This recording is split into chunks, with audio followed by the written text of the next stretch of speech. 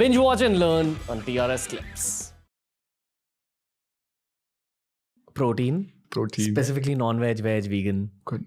I love it. Dairy also put in this category. I love this topic. How do we talk about this in a very fast way? I actually don't want to dive too deep because there's a lot of information on YouTube. But what's the 101? Everybody needs protein. Minimum protein requirement 0.8 gram per kilogram per day. If you are a 60 kilo man or woman is even more important, you need to have 48 to 50 grams of protein per day. And people stay away from protein because they think that too much of protein is going to cause kidney damage. Number one myth is that is not true. For a normal, healthy patient, who's trying to lose weight, if you don't have significant kidney problems, it is not a problem at all. Okay. Then why are we talking about kidney problem? Is when a high protein diet, 1.5 gram per kilogram more than that per day, where your body building and everything. And on the top of it, if you have some kidney issues, then you need to be a little bit careful. Okay. Sure. And the last thing would be vegan versus vegetarian versus animal-based protein.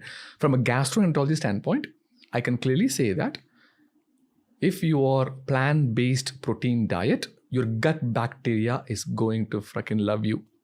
Really? They will worship you. They will pour love. Thank you so much for giving me the chana. Thank you so much for giving me this rajma. And in turn, it will give you the immunity that you want to fight against infections. So you're batting for veganism.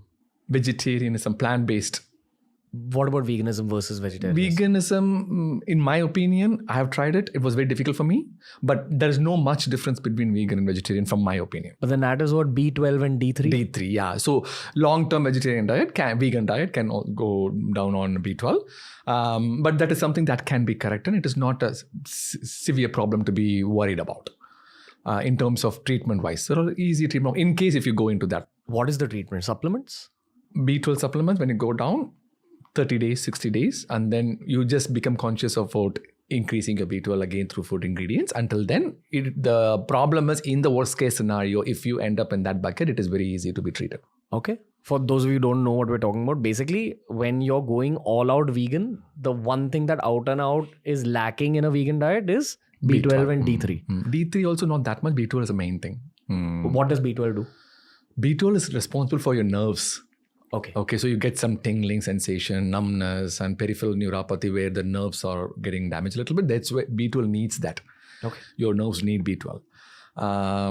Yes, that is an issue, but that doesn't happen in all people as well. And animal-based protein, when you do research on mice and animal-based studies, it's a very clear, especially red meat, there is significant disturbance of gut bacteria where this proportion shift towards bad. Beef, pork, mutton, goat, and even sometimes chicken thighs, because chicken thighs are darker.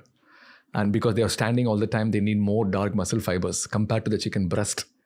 So the leaner meat is chicken breast, darker meat is chicken thighs. So red meat, you need the gut bacteria digest, and then the protein is called carnitin, and the enzyme is called phosphatidylcholine. So basically what this does is your gut bacteria doesn't like this.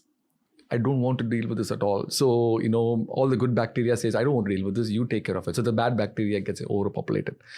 And there is this enzyme called, I'm talking a lot of biochemical thing, but I think it brings the evidence that brings the fact that there's evidence to it, that the chemical called TMAO, okay, and that is being secreted by the gut bacteria in the intestine after consuming red meat, and that gets absorbed into the circulation. If you look at all this keto diet and all these people just eat carnivore diet and everything, there's multiple studies showing that this TMAO is the reason for the heart disease. Okay. Right? So I'm vegetarian. Good. Turned vegetarian again in that same phase. Okay. I'm not vegan. Like I eat ghee, I eat paneer. They're my two milk products. But I am going to bat for the non-vegetarians here because I know how a non-vegetarian mind thinks because I have been a non-vegetarian man. I think the narrative usually on the non-veg side is also that they'll show their own set of studies that benefit their claim. Correct. The vegetarians will show their own set of studies. The vegan will show their own set of studies. It's just how this world of scientific study works. That research can easily be slightly manipulated to kind of bat for your own problem. I've asked a lot of non-vegetarians these questions as well. Again, please correct me wherever you disagree. I would assume that again, because we were hunter-gatherers and because we hunted for so long, didn't our bodies get used to actually eating the meat that we hunted? See, that's the myth. Coming back to the previous discussion, that we were only successful 1 in 20 times. We were not eating meat every day.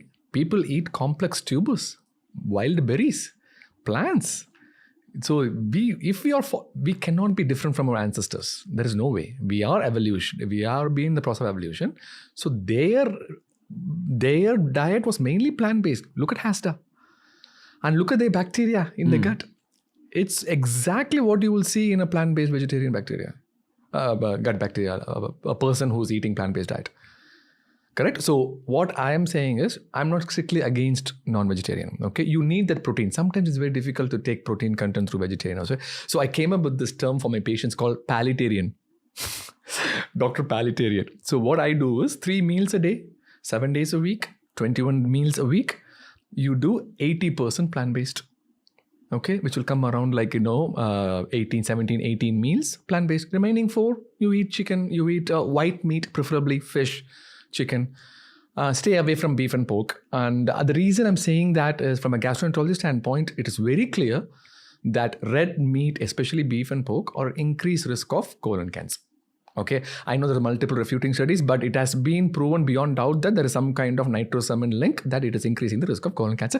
That is why I am doing colonoscopies at the age of 50 in US and not in India. And if you look at the data in India, colon cancer is very high in Kerala. Why? They eat beef a lot more than other states. Wow. Okay. Do you think that the world is going more vegetarian? Keyword more, not vegetarian. I think people, this Hadza tribe situation, where once in a while you eat non-veg, I see that increasing a lot. People are becoming not fully vegetarian, but non-veg consumption is gradually reducing. At least that's what I see around me. I might be wrong. No, I think that's the right thing to do. Always extremes will not work. Keto will not work. Pure vegan will not work, because it's very difficult unless you are really committed to it.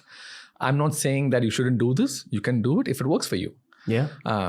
I always go for moderation. I always go for sustainability. I always go for lifelong adoption of this technique. For me, I cannot stay away from non-veg because I love the taste. I love the taste. And spiritually, it can be different evaluation. But in terms of health-wise, this 80-20 Dr. Palitarian method of, 18 meals of plant-based, 4 meals of I think it's very doable. This repetitive reinforcement will make them think next time when you order biryani from Swiggy, maybe you'll order paneer biryani. Okay. One time. Okay. In this country, it's very easy to go vegetarian. Yes. In our country. Yes. I don't know how easy it is to go vegetarian abroad. Like, I have a lot of vegan friends who will tell me, no, now it's easy. There's vegan food everywhere, but doesn't taste that good abroad. Here, it tastes beautiful. Like, Absolutely. You won't even feel like you've missed out on anything. But the non-veg is even more tastier. Yeah, 100%. There are... see, okay, you know what vegetarians will never agree with, but I'm telling you this as a non-vegetarian turned vegetarian. The price you pay for leaving non-veg, there's 2 prices. One, I personally believe my athletic power reduced in terms of my ferocity on the football field or my ferocity in the weight room. It reduced a little bit. That's fine. That's a trade-off. The second thing I lost out on was food experiences. That you will be giving up. So it's a question of, do you care about the process of going vegetarian more, or do you care about being a foodie more? Correct. It boils down to that. Correct. And again, my reason for going vegetarian was my spiritual stuff. I fell more in love with animals as I grew older. I lost, my dogs and all that. I saw their death. That made me think a lot, etc. So again, my own subjective reality of life turned me into a vegetarian. But again, as I said with alcohol, your palate changes, your food preferences change. I will not go back to it. Like, I know that. Like, even if it's in front of me and such good meat has been put in front of me, the kind of meat that I would have died for when I was a non-vegetarian. And there's not even a cell in my body that wants to eat it anymore. I see. Wow. Because it doesn't appeal to me. Wow. Like, I won't look at it as food. Wow. But again, that's my subjective reality. I don't know. Everyone's life is different. Correct. Being a gastroenterologist, being involved in gut health and everything, it's very clear that gut bacteria is the problem for everything else of what I see. So that made me change easily that our bacteria needs fiber. And fiber, there is no fiber in non-veg at all. There is no fiber. And the only thing fiber can be given is through plant-based diet. And again, coming back to the same discussion, that we respect our gut bacteria will love us back. And if you want to, we talked about raising your kids, right? I'm going to raise my kids exactly the same way that what I'm doing. I will make sure that they have fiber in every meal that they take. If they want to take chicken, it's okay if it is coupled with broccoli. Okay, gotcha. Because fiber is extremely important, and we limit red meat exposure as much as possible. 2 to 3 times a week itself is too much, so that's why we prefer white meat. Fishes, I mean, it's much better. Chicken breast is much better. So TRS Clips has all sorts of videos and all sorts of playlists. Make sure you explore the channel by subscribing and heading to our homepage and reading through all the playlists. Happens through curiosity.